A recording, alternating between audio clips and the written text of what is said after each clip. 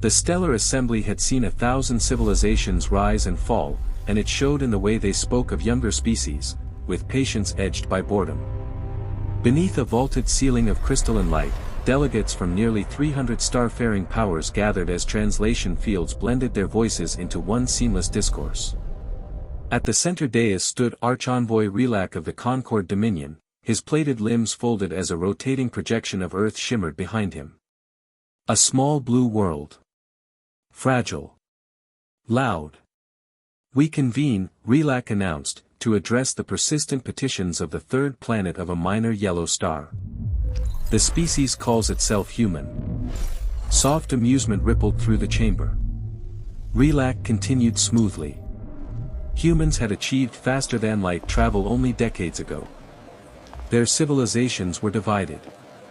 Their technology relied on inefficient chemical propulsion and unstable political alliances.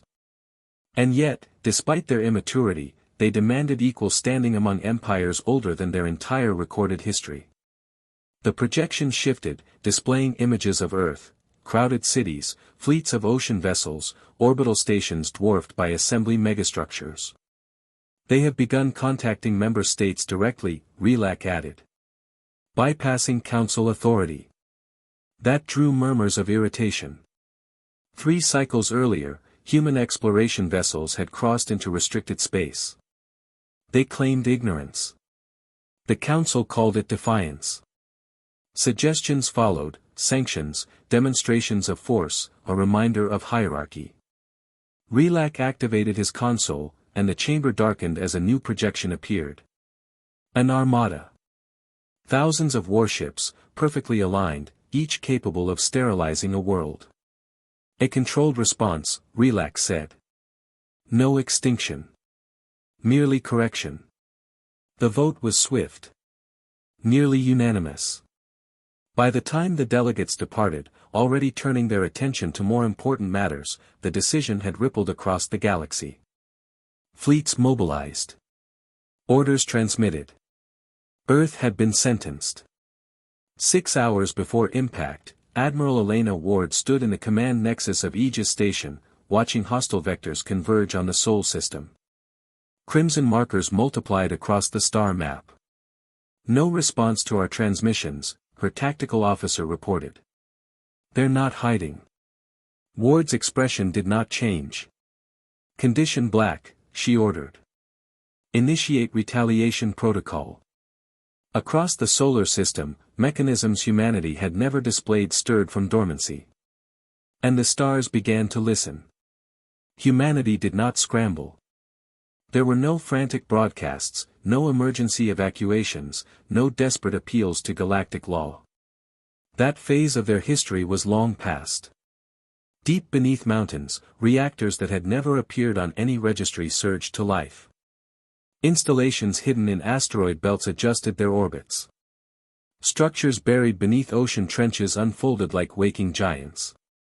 Weapons never tested in open war entered final activation.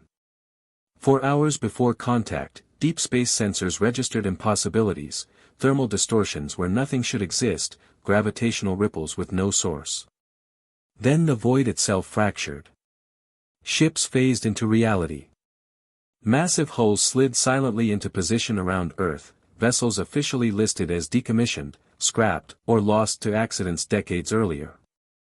Some designs bore no resemblance to any known human architecture. When the invasion fleet crossed into the outer system, they advanced with ceremonial confidence. A transmission pierced human channels. Arch-Envoy Relac appeared on screen, his posture relaxed, assured. You will surrender all orbital infrastructure immediately, he declared. Resistance is irrelevant. Admiral Ward listened without expression. When the transmission ended, she issued a single reply. You have entered human-controlled space without authorization. Withdraw now. Any hostile action will be considered a declaration of war. Silence followed. Then the alien fleet accelerated. All units, Ward said calmly. Execute Black Horizon. Space broke. Human warships emerged in numbers that defied comprehension, surrounding the invasion force in layered formations that did not exist seconds earlier.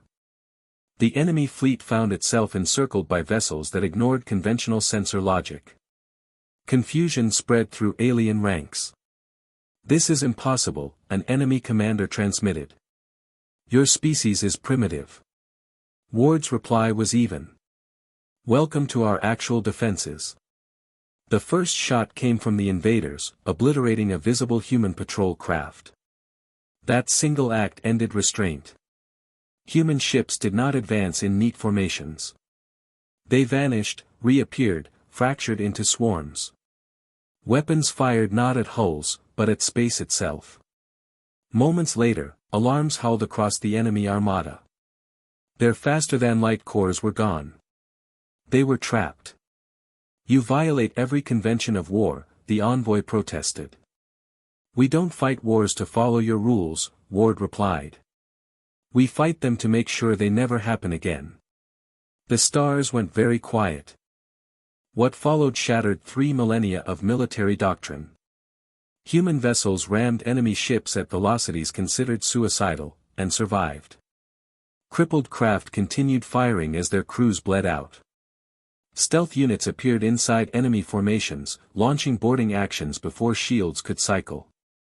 Asteroids began to move. What had been catalogued as inert debris unfolded into colossal weapons platforms, tearing through alien shields with contemptuous efficiency. Space itself became hostile, manipulated, weaponized. Within 2 hours, the invasion fleet ceased to exist. No prisoners were taken. But Earth's retaliation did not stop there. Human fleets surged outward, striking the home systems of every power that had voted for Earth's punishment. Shipyards vanished in controlled detonations. Military installations collapsed. Communications networks failed with surgical precision. Civilian populations were untouched. Their governments were not. Across the galaxy, surrender pleas flooded human channels. None were answered. In less than 2 weeks, the dominant interstellar coalition ceased to function as a governing force. The stars fell silent, not from destruction, but from fear.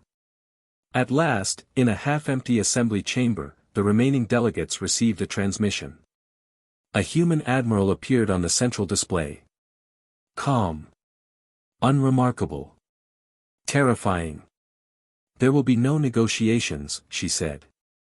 "This is not conquest. This is prevention." Humanity would not join the council. It would not rule.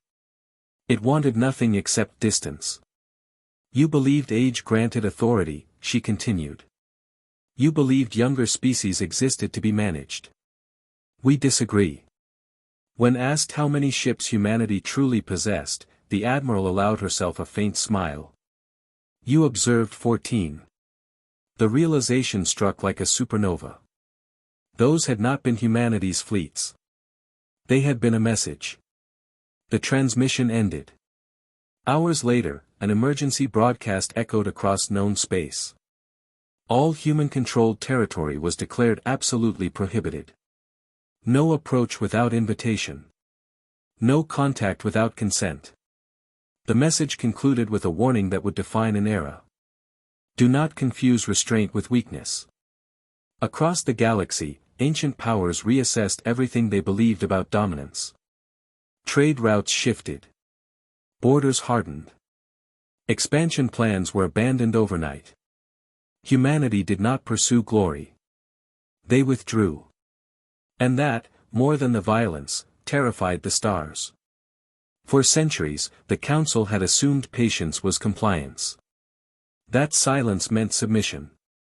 They had mistaken humanity's restraint for fear. They were wrong. Earth had not lashed out in anger. It had responded with finality. And in the quiet that followed, civilizations finally understood the truth. Humanity had never been primitive. They had been waiting. And the stars would never speak of them lightly again.